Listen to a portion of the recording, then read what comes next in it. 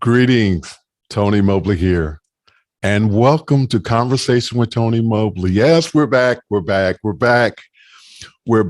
with a new conversation with Tony Mobley. And tonight I have Mr. Laurence Nelson, training, or let me say this correctly, Director of Training and Professional Development with the Georgia Division of Family and Children's Services. Thank you, Laurence, so much for being with me for Child Abuse Prevention Month. And that's a bonus in terms of us having this conversation. This is episode 44 of Conversation with Tony Mobley. Why are we here? We're here because life has provided me the opportunity to have real conversations with real people. First, I'd like to thank my guests, public servant, and Rocket Man, Mr. Keenan Campbell, for our conversations last Wednesday. And I want to thank the team behind Conversation with Tony Mobley. So we are here to have real conversations, and we hope to help others with these conversations. But I need your help. I want you to go to my website, conversationwithTonyMobley.com. Register on that website, and you can participate in the Mukana chat.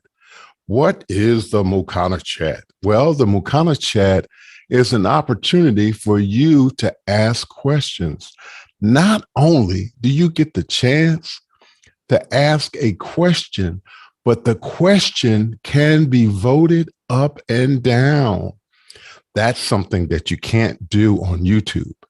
But if you go to Mukana and register, you can participate, you can ask your question, and your question can be answered. And the downside of not putting it in Mukana is that we may not get a chance to get to your question. So please consider going to Mukana. So if you like this conversation and you want to be reminded of upcoming conversations, go to YouTube and set that bell, and you can participate in our conversations going forward. So my first question today is, who is Laurence Nelson? So Laurence, who are you? I'm me, Tony. I first want to say congratulations on, did you say 44th episode? 44. That is awesome and tremendous. Thank you for having me today. I am a father. I am a husband. I am a social worker. I'm a very proud HBCU alum. And I am someone who just really want to pave a way for other young people, particularly Black males, to really shed a positive view on us in the world so that people don't view us oftentimes as stereotypes. And so I really want to set an example, and that's a big focus for me. Very cool. And you feel free to go ahead and give a shout out to that HBCU. Oh yeah, I am a proud graduate of the Florida Agricultural and Mechanical University, better known as FAMU, down in Tallahassee, Florida. All right, Rattlers. Okay, so the next question is, what lessons have you learned from your parents that you are currently using? So, I think one of the biggest lessons that I learned from my parents is that I'm currently using is really to take care of people. I come from a very tight-knit family. We are firm believers, and I guess there's that saying, being a brother's keeper. I grew up in a household where if someone needed a place to stay, they came and stayed. If somebody needed a place, a plate to eat, we provided them a plate to eat. And that's the way I live my life. I'm a firm believer, regardless of what walk of life people come from. And I really think this is what led me down this path of social work. People, I had relatives, we had family friends who struggled and had their own challenges, but that did not mean that they didn't deserve help. And so I would say one of the biggest values instilled in me and my parents is that we continue to look out for people regardless of what their struggles, what they're going through. Where did you grow up, Laurence? I'm from Jacksonville, Florida. Grew Okay. up in the beaches area. When I tell people I'm from Jacksonville, folks always assume I'm from the city. I'm actually from the beach in the Jacksonville Atlantic Beach, actually. And my family's from Georgia. Okay. Very cool. Very cool. We have a question from Mr. Ray Franklin of Mount Dora, Florida. He says, how did COVID restrictions, lockdown impact children in your world? Oh, man, that's a very good question. I think we're still trying to figure that out, honestly. I think, there's still a lot to be known. I think if you think about from a child welfare perspective, which is the area that I work in, we're just now really coming out of doing a lot of virtual work. I think if you look at it from an academic perspective, I think there's a lot of children, and I have some friends who are school teachers, who we talk about, and even my own children, those that were virtual schooled for that first school year, the 2020 going into 21. We have, children who, really struggled, particularly if they had parents that work full time, and so I really think right now, now that kids are back in school, we're almost at the end of one complete school year. We're really just now coming out of COVID restrictions. I think we're just now having an opportunity to understand or begin to try to figure out what impact truly the COVID lockdown had on children. I don't think we'll really truly know the answer to that question probably for about another year or so. As you were talking about it, I was kind of wrestling with this whole idea. I know that there are a lot of adults who are struggling with having had to, stay at home. I can only imagine that it is still traumatic for children who, may have started elementary school virtually, in the first grade, and then having to sort of act physically at school in the third grade. Yeah. And so, that has got to be traumatic. And also, I think that it might impact their socialization in terms of how to properly interact with one another. Yeah, absolutely. I want to speak for myself. My son is in the third grade this year, and the COVID started. The last 9 weeks of the end of his first grade year, and so that's a very crucial time. And I mean, let's just be honest that when children first went home from school, when I think it was March 16th was the day that everything kind of shut down in Georgia.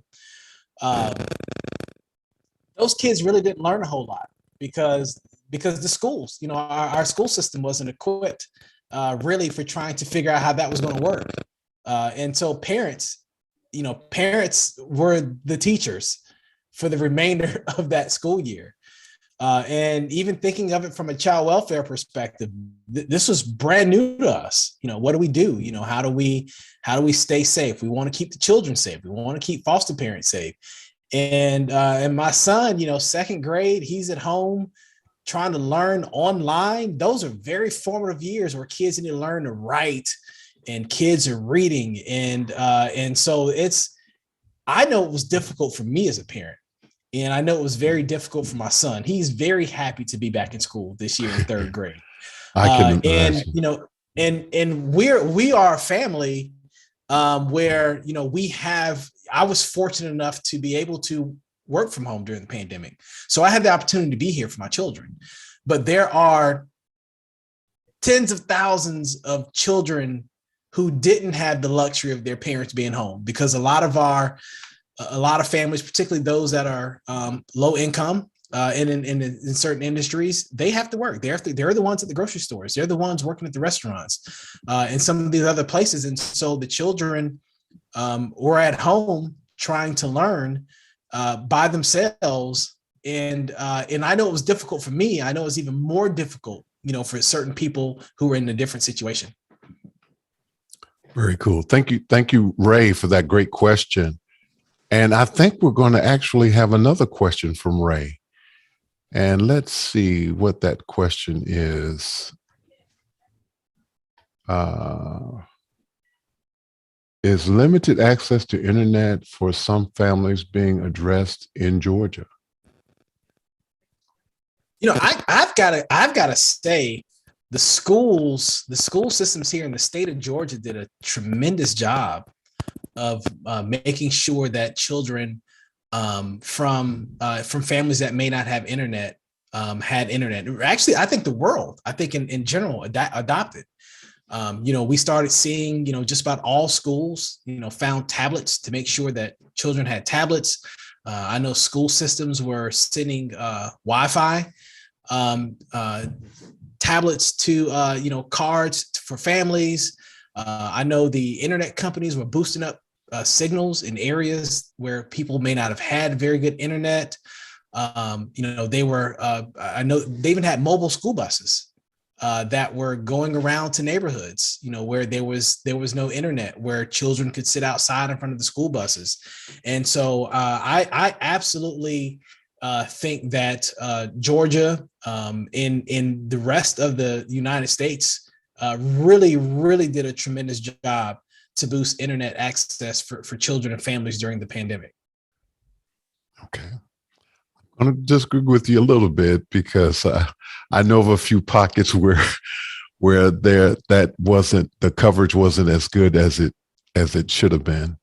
I didn't say the coverage is great. Now I said, but access. Well, I'm going to say this, Laurence, and you probably already know what I'm getting ready to say, that I have a bias in terms of wanting children to have access to the best equipment. And I personally believe that Apple, and I'm not employed by Apple. I am not getting any stipend or anything from Apple when I say that I believe that Apple products should be used primarily in education.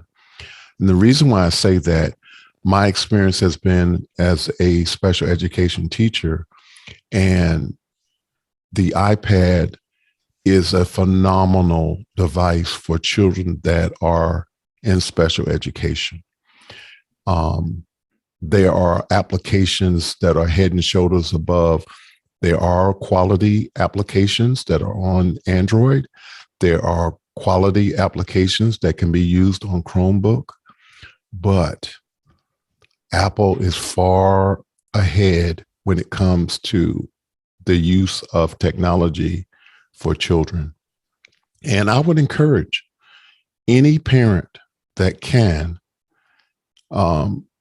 try to have at least one or two Apple devices in your household, even if the majority of the devices are not Apple products, so that your child can have the experience of utilizing some of the advantages that Apple products have.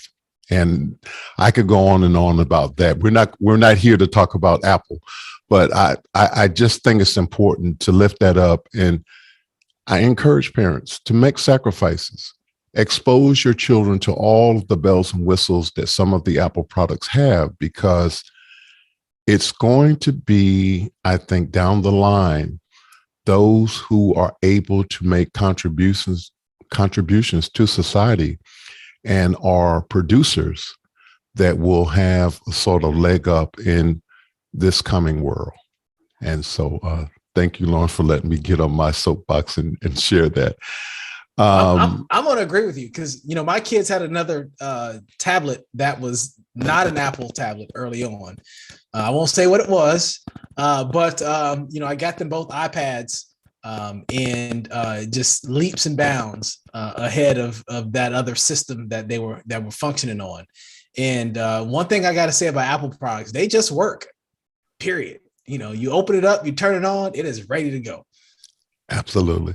Absolutely. Can you share some of your early experiences in streaming during the pandemic? Oh man. Yeah. So obviously everything went virtual. And and I'll speak, really just from a child welfare perspective. We took everything virtual. My role is I'm the director of training for child welfare workers across the state. And we were doing everything in person before the pandemic, and we flipped to doing everything virtual. We were using online applications to deliver training. And one of the things where we early on felt like, people needed to be in person for training. And let me be honest, in this line of work in child welfare, there are certain parts of this work that need to be in person. But when you have to make do, you have to make do. And so, we adapted it real fast. And we were even doing virtual visits with children in foster care. Oh, wow. And in other cases where there were children where there wasn't a high threat of safety. And we were using, in Georgia, we were using the WhatsApp, or FaceTime. We were using different, methods in order to visit families. So we were doing virtual visits, interviewing children over the phone. We were doing job interviewing over the internet. And so we definitely took advantage of streaming. Okay. Now I have another question that's sort of related.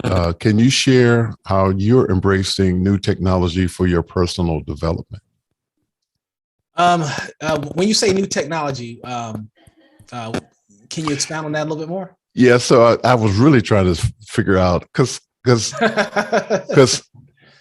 for those who don't know, Laurence is a family friend, and he used to be my wife's manager, and he ended up being her manager's manager, and so we have had conversations in the past, and I know that you're a bit of a geek, but you shared something before we came on this morning that you had done a shift and that you are now into sort of doing things with woodworking.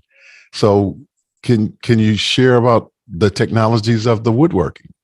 Well, I actually purchased a CNC machine, which is, and I don't know what that is. So tell me what that is. So it is so I want to mess up what the exact term for CNC stands for, but it's a computer automated system where I can program a design in a computer, and I will send a G code to my CNC machine, and it will carve or engrave the wood wow. for the design that I want to make. And so if I wanted to make a sign that said "Conversations with Tony Mobley," just using your logo, your branding logo, I would go into my computer software, and I would, which I had to learn, during this process, because I'm not a graphic artist at all, but I would design your logo in the computer system, and I would use it to export a G code to my CNC machine, and I would get my wood cut, prepared however I needed it. I would put it in my machine, and I will hit play, and the machine is going to carve exactly what I programmed in the computer. And I did not know that. I just always assumed whenever I would see like carvings and engravings that somebody was doing all that stuff by hand. And there are people who do that by hand. And those people are very, very, very skilled. But then there's also machines that do it for you. So is it kind of like a 3D printer for wood, or? Yeah. Okay. Yeah. You can actually do 3D carvings. You can do 2D carvings. You can, there's rotating ones where you can rotate it. And so you can really, a lot of the stuff that believe it or not, that you purchase from the stores and from some other places are actually manufactured on CNC machines. Oh, wow. CNC. Yeah. Learn something new. Thank you for sharing that. What does your family think about what you're doing? What I'm doing as far as child welfare work. Yes. My wife is a nurse. So we are both public servants. She knows I've always had a passion for doing stuff with families. I used to coach Little League basketball. I was a volunteer with Big Brothers Big Sisters of America. I just really have a passion for young people, and so my family really supports the work that I do. And so they, my children, they understand that I'm a social worker. I get them involved in the things. There are things that I was exposed to when I was young that my kids aren't exposed to. They don't see it. I've been blessed enough to provide a life for them that was a little different than the one that I had growing up. However, I make my due diligence to make sure that they understand the work that I do, and that there are people in this world who may not have as much, or may have things. Life is a little bit more difficult for them, and we have to take it upon ourselves to help people to do better. Someone has to step in and say, hey, you know what, here's a resource for you. Here's how I can help you. And so my family is very proud of the work that I do. And my friends, all my friends know I'm a huge advocate for child welfare. Fantastic. Thank you, Laurence, for sharing that. And I was reflecting on what you said initially about your parents, and how, if someone needed something to eat or somewhere to stay, and that whole idea of a village raising children seems to be, forefront in your ideology. So thank you so much for doing the work that you do. Can you talk about your work in child welfare and how technology may help? Oh man, this is a great question. So, child welfare. Well, let me just give a little history first, if you don't mind. Sure, go ahead.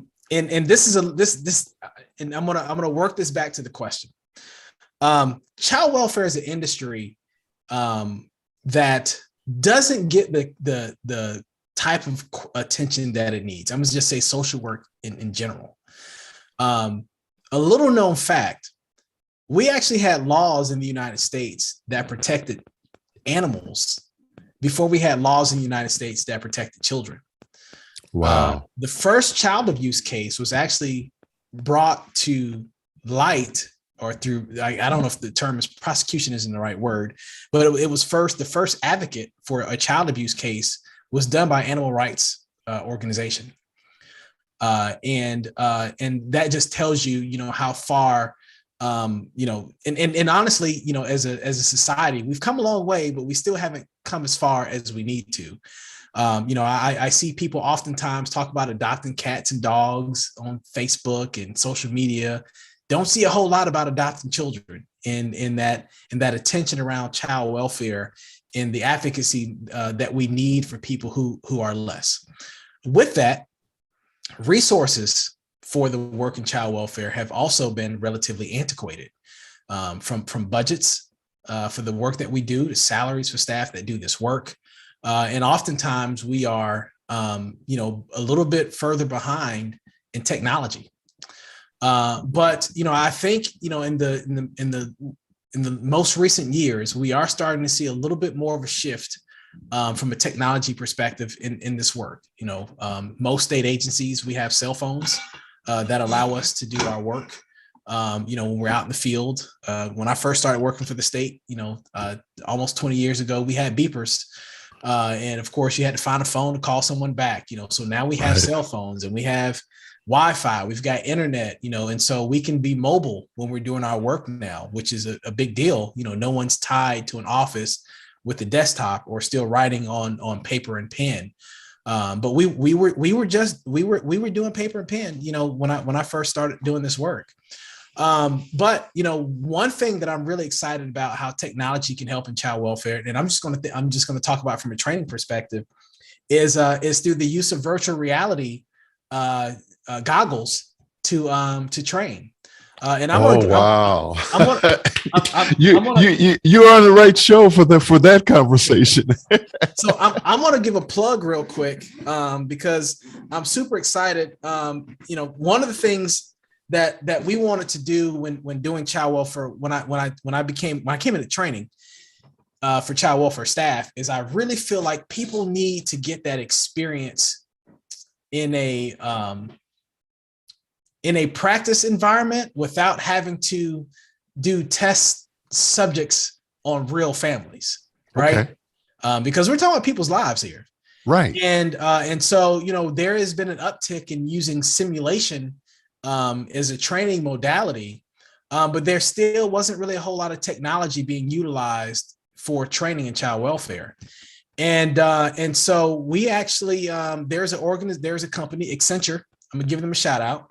They actually developed this virtual reality tool that actually gives us an opportunity to train caseworkers using VR. So I actually have a set of goggles right here.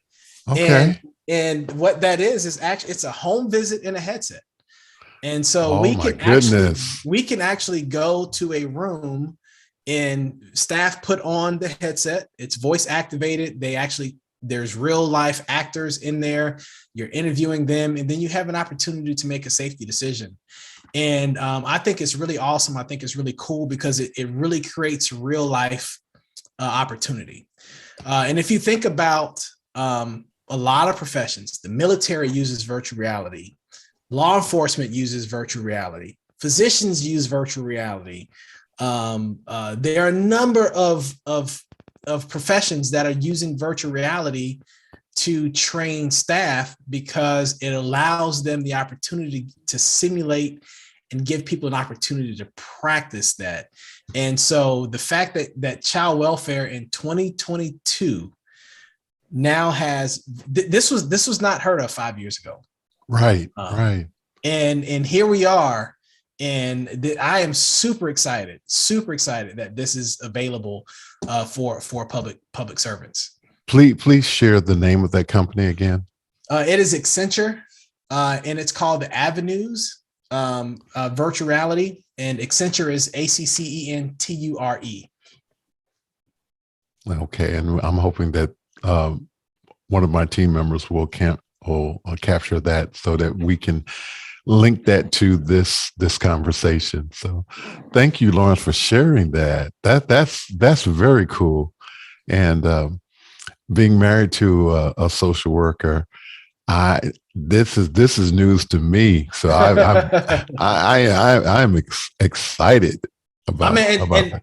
And I mean, it's 360 degree. I mean, you put it on and you're looking all around, and it's not a game. You're actually talking and to real life actors, and you ask them questions, they answer you back. I mean, they're recorded actors, but it's a path. As you ask questions and they give you a certain answer. But yeah, it's really awesome. Wow. That is so cool. That is so cool. Thank you for sharing that. The next question is, when did you know the path was for you as a public servant? Man, I knew that early on. That one was an easy one for me. I knew I was going to do something working with families. I initially wanted to go into law enforcement. But then something shifted in me, while I was in college. I had an opportunity to do some community work with some young folks. And I realized that I really had a passion on the mentoring side of things.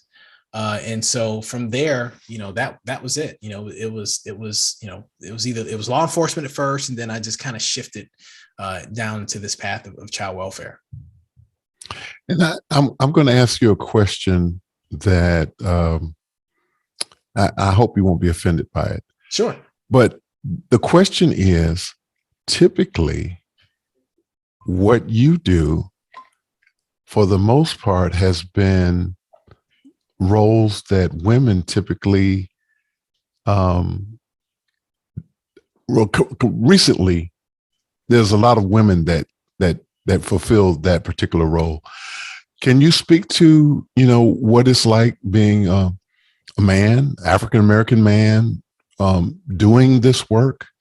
Because I think that it might give other men the insight to, it's okay to be a social worker. It's okay to have feelings and to care about people and want to do the work that can make a difference in people's lives. And the other thing too is just to see, and I'm just going to be, matter of fact about it, a successful Black man doing the work. Yeah. So I didn't know anything about social work growing up. Social work didn't exist when I was growing up. Social work was grandma taking care of the grandkids, or the neighbor up the street had her neighbor's children in her house. I didn't know anything about social workers or people, or honestly about child abuse. I mean, I knew kids weren't taken care of, but what I saw was parents and other family members stepping in to take in those children and families. And so early on, my perspective in terms of giving back was really around the fact that, I had two Black teachers growing up, Black male teachers, male. We always hear a lot about the shortage of male teachers. And so even in the social work profession is very much the same. For me, when I got into this work, I saw how many young Black children were a part of the foster care system, or really just a part of the child welfare system. And I really felt like I had an opportunity to make a difference because I wanted them to see someone who looked like them. And I felt like I could have a connection with them, because some of the experiences that they have, I also had as a kid. I was never abused, but I was around family members who had addiction issues. I was around family members who made bad choices and bad decisions. My father was not very active in my life, and I know the importance of making of someone showing you a different way. And so for me, that's really that's where my passion drives in doing this work. As a male in this work, this is a female dominated industry.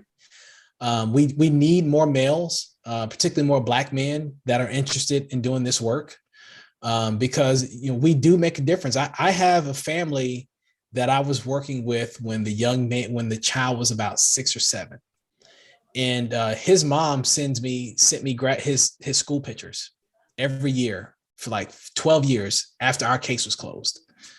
She would send me pictures of him as he got older, went through school. I helped her to get her son back. I've got children who were on my caseload back in 2003 that actually ended up friending me on Facebook as adults, and telling me how much I helped them in their family when they were younger. And so, for one, those types of success stories make me really feel like, I'm in the right place that I need to be. Secondly, there are a lot of young Black men, young Black teenagers, youth, in the child welfare system. And sometimes they need Black men who can connect with them, and even oftentimes the women in the office will tap on, the shoulder of the Black man in the office and say, hey, can you come talk to this young man? And sometimes they just need a male figure to talk to. They're not looking for a dad, they're not looking for a brother, but sometimes they just need a male figure that can talk to them. Now, the other thing too is when you're the the male in the office in a female dominated industry, you also end up being the muscle in the office. And what I mean by that, you kind of take on this role of being the protector for your coworkers, or when they need something picked up because it's heavy. We get tapped on the shoulder for that as well. Right. But I think when your heart and your passion is for something, the fact that there aren't many other Black men in this industry, it doesn't really weigh on me. But when I do see Black men who come to this profession, I really try to look out for them. I have conversations with them. I try to encourage them to stay in this business and to continue to do this, but also tell them if they're not in it for the right reason, this isn't a work for you. I don't have any qualms telling someone if this isn't the right job for you, go ahead and leave. Because we're dealing with people's lives. Well, this is very cool. And I want you to know that you are a role model. And just thank you, because even though my sons were in the household with me, they had some good interactions with you when they went to work with mommy. And so, and I remember very distinctly Jordan telling me about some restaurant near the work location that you told him about, and maybe you guys went there together or something. I like food, so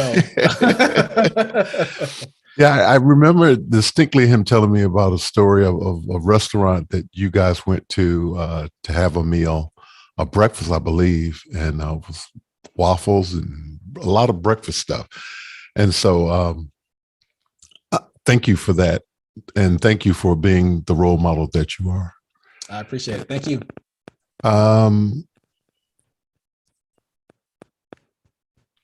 I want to ask,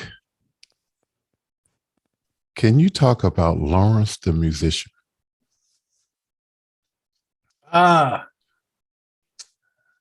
Those are some of my best days, man. I picked up the saxophone when I was in 7th grade. And I did that. My brother played clarinet when he was in high school. And I wanted to, play an instrument. And so in 7th grade, I picked up the saxophone. And I've got to say, music and band is probably the reason that I'm here today, because it exposed me to people from different backgrounds and took me places that I thought I'd never go. And I just really embraced it. I'm not a tall person. And so I'm athletic, but I'm not the size of an athlete. I remember I went to play basketball. I love playing basketball. I got cut from the basketball team in 7th grade because the coach told me I was too little. And so, I knew my dreams of being in the NBA were shot at that point. And so I just really embraced playing the saxophone. And so that took me through middle school, high school. I was in the Marching 100 at FAMU, which is a world famous band, best band in the land. And I actually still participate with our alumni band. We have events here in the Atlanta area, and some of us will get together. Matter of fact, we played at a game at the Braves minor league stadium just I think it was last month, maybe the month before last. And it's just always fun picking up my instrument. I've got my son, trying to teach him to play the saxophone. He'll be upstairs making noise. And so music will always be in my heart. I enjoy it. It's relaxing. I enjoy all types of music. And I also enjoy playing my saxophone when I get the opportunity to. I'm no Gerald Albright, but I can play hot cross buns. Well, let me say this. You did play the sax for my wife for her birthday, surprise birthday party. And it was played at the birthday location, and she was very happy, very pleased with you playing the sax for her and wishing her a happy birthday. So thank you so much for doing that. And I'm glad that you decided to pick up that instrument after you got cut from the basketball team. Can you, well, you've already shared, wow, you shared a couple of great stories about successes that you've had as a case manager. I was wondering if you had a few more to share. Oh man. Yeah, I got a lot of those. I think one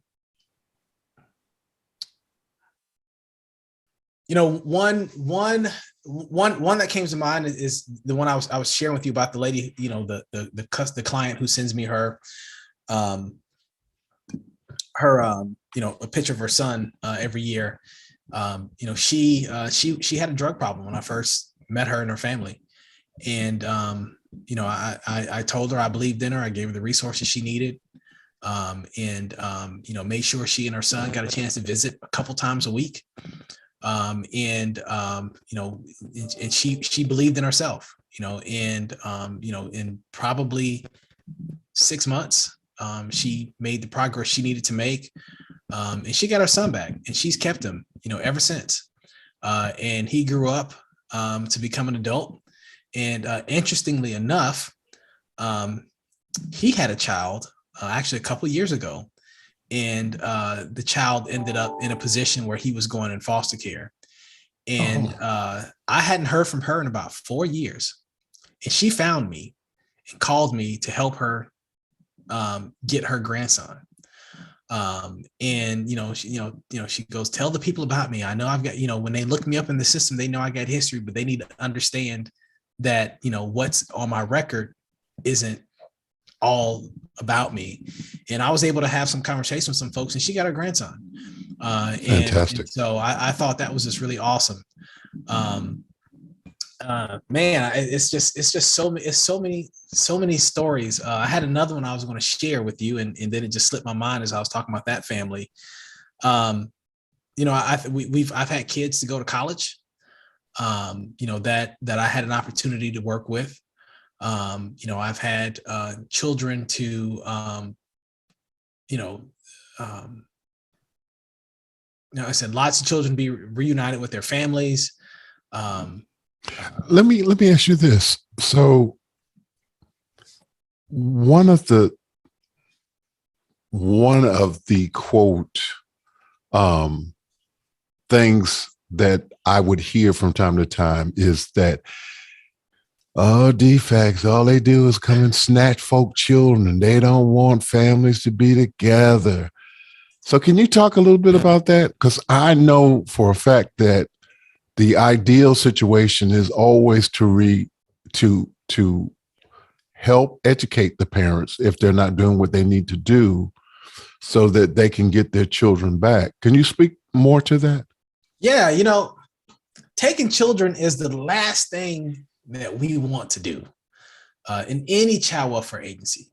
I will tell anyone watching this right now, we do not want your kids. And I mean that in the most loving way. Children need to be with their family. Now, they don't need to be in situations where they're unsafe, they're going to be harmed. And typically in a situation where we have to remove, it's typically because the risk of harm is so great that the child could be severely injured, or even, children get killed by their parents all the time. And so in those situations, then we have to remove children from their home. And even when we remove children from their home, our first stop is with the relative. Because again, children deserve to be with their families. Right. And so even in that situation, and yes, we do, there are a large number of children who are removed from their families every day and every year. But there are also most of those children end up going back home with their families, and some never go home. And so, I just want to say, that is, our first intention is to try to stabilize families and keep families together. We do not want to place children in foster care or remove them from their home at all. And when we do, our primary job is to try to get them back home as quickly as possible. And that process involves, if you can, education in terms of proper care for the children and the things that the parents need to know in order to facilitate them returning to the home. Absolutely. Yeah. Because every situation is unique. I think it's important for people to understand, when we get a report of child abuse and neglect, oftentimes we are encountering families at their worst time. Usually it's the worst time that's elevated something to the extent that someone felt like they had the need to call DFCS. And so, every family has a unique situation. They have a unique set of strengths, and they have a unique set of resources. And so what we try to do is figure out what their needs are, and figure out the best way that we can resolve those needs as quickly as possible. And we want to utilize the resources that families have. Really and truthfully, most families can solve their own problems themselves. They really don't need us. Now sometimes we have to point to them, that this resource is here to help you. But most families can solve their own problems. We're here to kind of help them manage that. But yeah, some children have come into care on a Monday and gone home on Tuesday. And those children have stayed home forever. And some children come into care and it takes them a couple of weeks, some a couple months, some a couple years. And unfortunately, there are children who never go back home to their biological families and sometimes end up being adopted or aging out of care. But yeah, we try to work with families based off of their unique situation. Thank you for sharing that. That's great news. Please share your thoughts about being a problem solver. And I know that you are. Sometimes I'm too much of a problem solver. If you listen to my wife, I have to ask her at times, do you want me to solve this problem? Because, I immediately go into problem solving mode. Like, I don't want to, I feel like if there's an issue, we need to resolve. Somebody needs to resolve it. You can't dwell in an issue. If not, problems just continue to stack up. And so, I feel like it's important for us as individuals to be problem solvers. And, the truth is sometimes we need other people to help us to solve our problems because we can become tunnel vision in our own world. Right. There are things that I try to solve myself and I can't do it, but then I can have a conversation with my wife or somebody like you, Tony, or Kim. And then and they give me the answer that I need. I've been pondering on this for weeks or months, and then all of a sudden in 5 minutes, someone's giving me the answer. Right.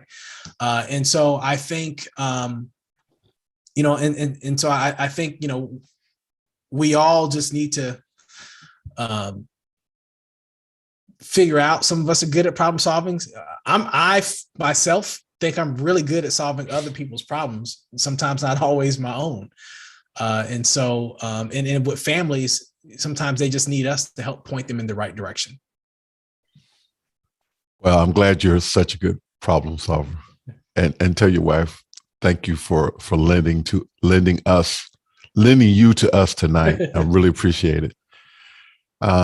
Let's talk about your use of social media. Do you use social media at DFCS? Yes, we do use the social media at DFCS. We have Georgia has a DFCS Facebook page. We have an Instagram page. Oftentimes we use social media to talk about some of the good work that we're doing. If we're having a Christmas drive or a clothing drive, if we're recruiting for foster parents or adoptive parents. Sometimes we have what's called a Wednesday's Child, which is a child that is up for adoption, and we're looking for an adoptive home for that child. We may use it to share information with people on about applying for food stamps or other eligibility benefits that their family may need. Social media is just a platform now that everyone really is using more so than the news. I myself use social media as well. I share information with my friends and families about various things that are happening in the world. For example, with April being Child Abuse Prevention Month, I put posts up that talk about child abuse prevention. When there's a big story on the news, as an example, there was a social worker in Illinois who was killed on a home visit a couple months ago. I shared that story with my friends because the truth is, if people who work in this, my business, DFCS in Georgia or any other state can post stuff on social media, but really people who do this work, we also have to post because that's how word get out. Because we have a network, and our networks have networks, and so social media is a great platform to share information with people, particularly about events. But then also about things that people need to know about, because it's not every day that someone sees a post about becoming a foster or adoptive parent. It's not every day that somebody sees a post about safe sleep habits for children. I've got friends on social media, and they post pictures of their newborn babies in the crib with all these blankets and pillows and stuff. And I'm like, no, don't do that. I take that as an opportunity to educate people about the dangers of not having a safe sleep environment for children. Our DFCS is as a state agency, we use our social media to share information about safe sleep practices. And so social media is really the new way of getting information out to anybody in the world. Very cool. Thank you so much for sharing that. So here comes some hard questions. What is not working in child welfare, and what is? So what's not working in child welfare? I think what's not working is everybody doesn't understand that the child welfare system is a system. When most people think of child welfare, they think of DFCS in their local state or agency. But it's really a system. And it's a system that consists of stakeholders such as teachers, physicians, law enforcement, the mental health providers. Then there's the judicial part of the system. There's the legislature that helps to create laws that influence the work that we do as a system. You've got your caseworkers, but then you also have the families. They're all part of the child welfare system. And I think the thing that's not working is that it doesn't function like a system. It functions like it's DFCS by itself in many places. And so I think if we can get to a place where everybody sees that they play a role in supporting families, then it makes the whole system work better. Because the truth is, we don't want families having to come be a part of the child welfare system.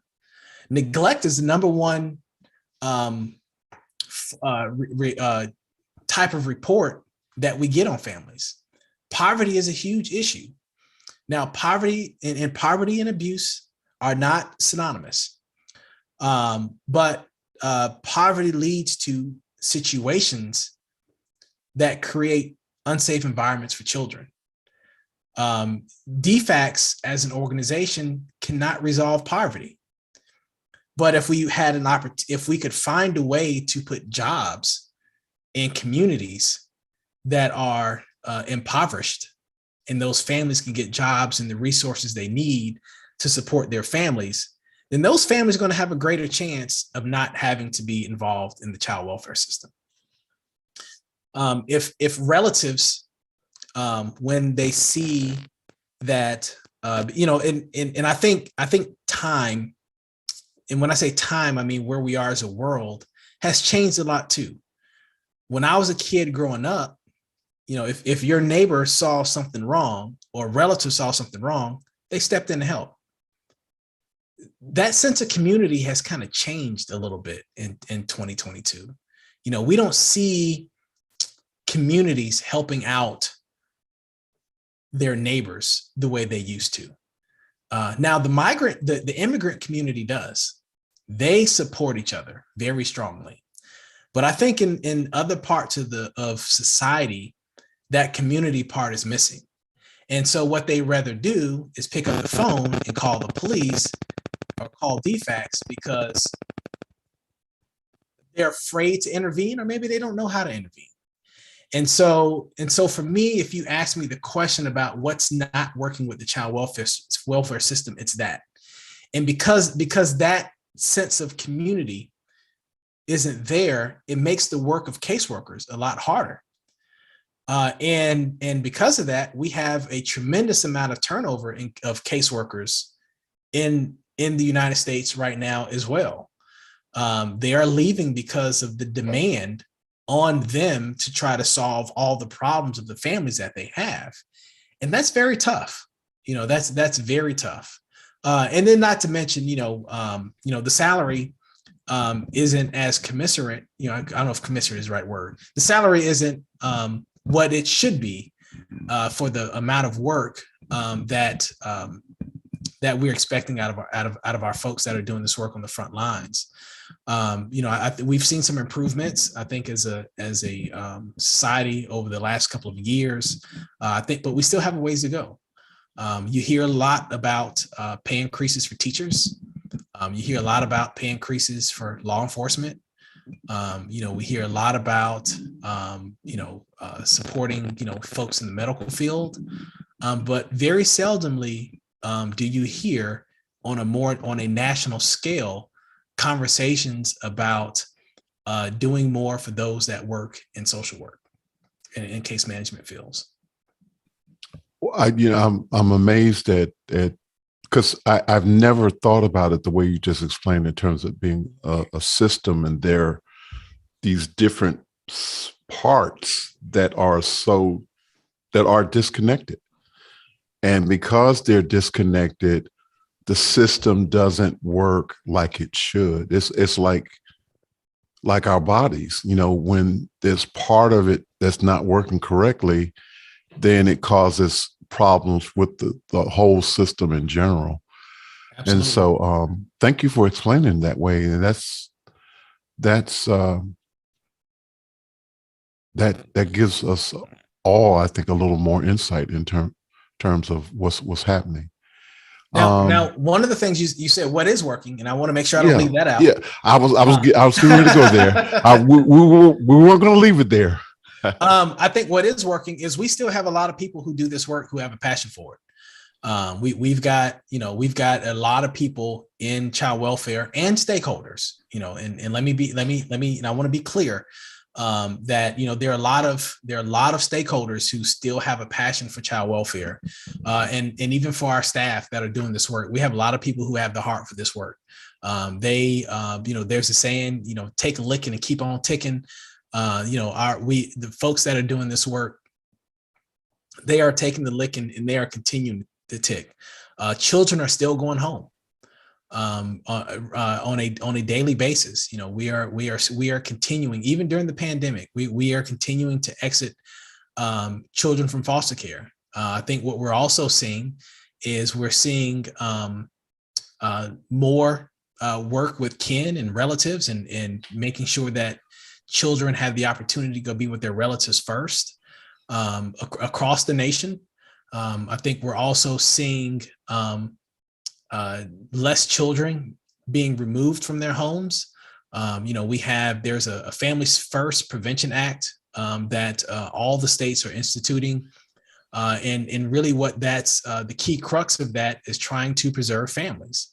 And so I think we're seeing a lot of work where states, even in Georgia, we're making a lot of efforts to do everything we can to keep children with their families, and having many staffings and just trying everything that we can before we finally get to that point of having to separate a family. And so I think the core values behind the work we do, and that's preserving families and keeping children in the home, that's still working. That is still there. Fantastic. Thank you for sharing that. So this is your opportunity to recruit new workers for child welfare. So here it is to Laurence. Man, there's nothing better in this world for you to do than to help families be whole. This is a very rewarding career. It's been good to me. I am going on 20 years, and I don't think I look like I've been doing this work for almost 20 years. So this is very rewarding. We need people who have a passion for children. We need people who have a passion for working with families, and we need people who want to make a difference. I know people have heard horror stories, but this business is what you make it. And everybody can be a change. Everybody can be a change agent. All it takes is one person.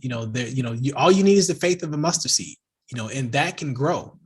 And if for folks who want to do this work, we actually have a program that will pay for you to get folks to get a master's in social work or a bachelor's in social work. Wow. In exchange for a career in child welfare. And so, and that's called the Title IV-E program.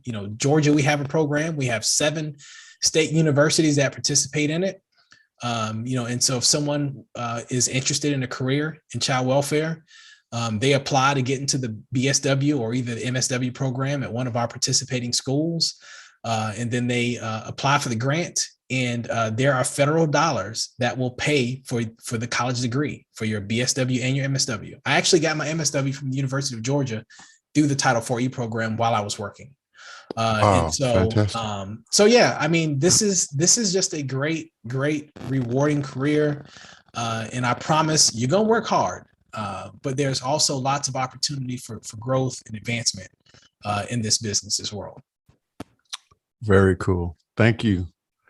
Thank you, audience. Please give it consideration. I wanted, before we go to our last few questions, I wanted to ask you about the Father's Day Festival. Now, are you referring to the Every Day is Father's Day Festival? Yes. So that is something that me and some people have talked about bringing back, and I'll give a little history behind that. One thing in child welfare that has plagued us for years has been the engagement of fathers in child welfare cases. I don't know what it is about this world, but we just have this bias towards men and men taking care of their children. And so we had this huge push somewhere around the 2008-ish time around focusing on engaging fathers. And we had a division director at the time who we had a big meeting, and he put an envelope under chairs. And in that envelope, he had $100, and it went to about 5 people in the room. And I was one of those people sitting in the chair that had an envelope with $100 in it. And he told us that he wanted us to make a change with the change. So the $100 was our change, and our job was to make a change. So a change for change. And so I pulled some folks together at work, and we said, hey, what are we going to do with this $100 to make some change? And we had this huge focus on fathers, and we decided that we were going to put together an event called the Every Day is Father's Day Festival. And so we took that $100 and we went and began to establish some partnerships with folks in the community about what we were doing. And we rented out a park for the day. We bought about 200 t-shirts. We had a photo booth. We had a concession stand with funnel cakes, popcorn, hot dogs, and we had a DJ. We had basically a fun day at the park for dads to come spend with their children. Oh, wow. We had a great turnout. We had fathers who had children in foster care, who we got transportation for them who lived out of state for them to come to Georgia and spend the day with their children at the park. We had, so this wasn't just for children who had, defects cases. This was for the community. And it was just a super, super awesome event. And so probably with that $100, we put together a $5,000 plus event. And this was all through, in-kind donations from the community or folks that just donated for the event. We did it once and we said we were going to do it, kind of try to make it an annual thing. And, it just didn't work out to be that way. But maybe 2 or 3 times a year, the committee will get together and say, we really need to do this again. And so I hope that one day we are able to bring back that Every Day is Father's Day festival. Because if you are a dad or you are a father, every day is Father's Day. Absolutely. Thank you. Thank you for sharing that. So what is next for Laurence Nelson? I want to continue to do this work. I still have a lot of passion for this work. I feel like I'm at that point now in my career where I want to spend more time grooming and mentoring the next generation of leaders in this work. Before, I was a young person and it really took me a while to realize that, hey, wait a minute, I'm at that stage now where the folks that I looked up to in this industry, I'm now that person that others are looking up to. And so what's next for me is really to be more intentional about using my platform to begin to grow others and kind of tap into some talent of other folks, to continue to want to be around for a while. And so I think that's really a key step for me right now is to realize that, in this work, I am becoming one of the elders and I need to do what elders do. And so, I recently completed a professional coaching certification program through the University of Butler Denver Institute. And so I plan on utilizing some of the skills that I picked up through that coaching program to do some more coaching within the business. I actually just recently joined the National Staff Development Training Association Executive Advisory Board. And so that gives me an opportunity to tap into the brains and some minds of other folks that do human services and workforce development training. And so, hopefully be able to just really tap into the things that I've learned over the years and help to be a bridge for our business and those in this work so that we can continue to grow for the future. Thank you for sharing that, Laurence. What are you most concerned about for the future? Technology. And what I mean by that is how do we, because we do so much with technology, how do we maintain that sense of relationship with each other? I think we text message so much, we communicate on social media, but that human touch is just something that's not there as much. I realize that I have friends that I communicate with often, but I haven't heard their voice over the phone or sat in front of them in a long time. And I think technology is great because it creates all sorts of ways for us to stay connected with one another. But then there's also that relational piece of people being able to foster and develop relationships. And I think about that even with my children today. My kids are on their iPads, all the time. And when they're with other children, they're having a blast. But, I begin to think about, how, with them growing up with this level of technology, how will they really be when it comes to having relationships with people? And as an example, we've got another family that we hang out with quite a lot.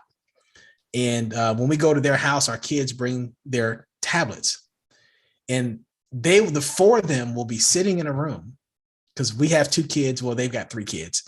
The five of them will be sitting in a room playing Roblox on their individual computers. And now they're playing together and they're talking to each other while they're playing. But I just think about, just something is just that personal connection with someone else. Because when we take their tablets away, they're like, oh man, and then they eventually start playing. But I just really think about how technology is going to impact personal relationships for us all as a people as we continue to move forward. One of the things I want to say is I hear you loud and clear. I am the beneficiary of being a part of a community where most of us have never met each other, but we are as connected as anybody who has been in person. Yeah. I shared with you conversation. I introduced you to my producer, and he is as close to being a brother to me as anybody I know. Mm-hmm. And we have never physically been in the same room. And this community that I'm a part of that sort of helped Conversation with Tony Mobley exist.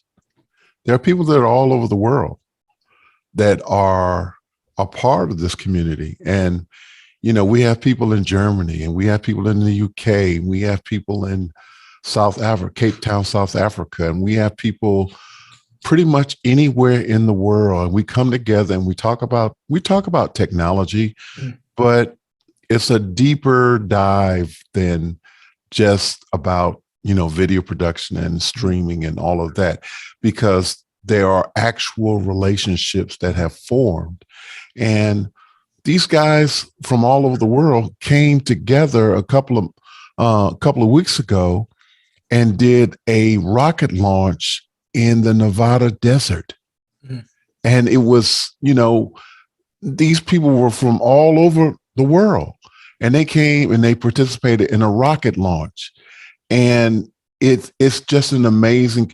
So there are people that are, this Conversation with Tony Mobley, and there's cooking shows, and there's houses of worship shows, and all of these different people are coming together, and they're far. So what I want to say, I said all that to say, don't worry about that part. And the reason why I'm saying it is because there is an opportunity for authentic relationships, even through the technology, when the technology is done well.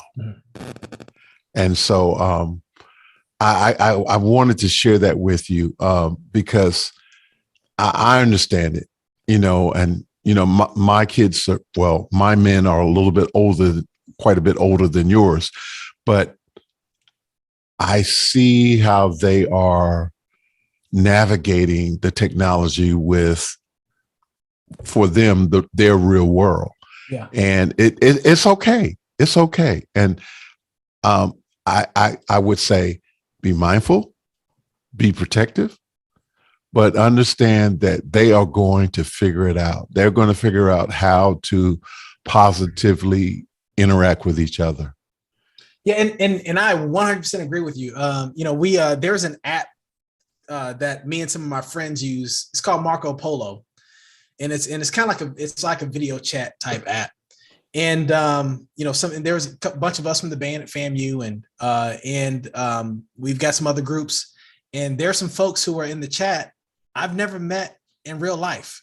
Now we're all in this group because we're associated with the band, but I've never met them in real life. But we talk almost every day. And I'm with you. I mean, I feel like, whenever I meet some of them in person, I'm just like, man, I feel like I've known you forever.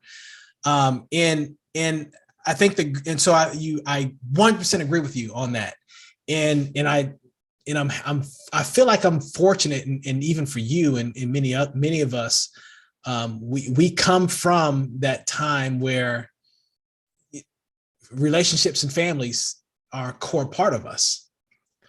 And so, I hope that as we continue to go forward, that, folks are able to continue to have the type of meaningful relationships and connections with people, and also be able to problem solve, on their own, as we continue to grow. So I'm growing with it. I embrace technology. But then also, having young children, my brain, I may have a little bias, to some extent. And it's that fear, as you said, they'll be okay. So I appreciate that reassurance.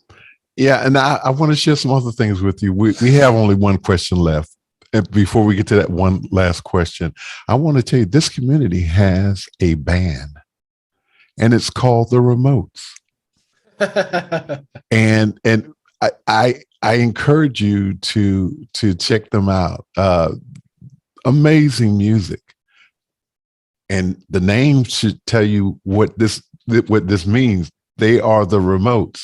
Yeah. So that means that they're everywhere. All over the place. Yeah. They're all over the place. Yeah. And they come together, and they work on music, and they have people that edit the sound and edit the video, and it's just amazing. It is simply amazing. That may be something that you might want to consider for your alumni band group. Yeah.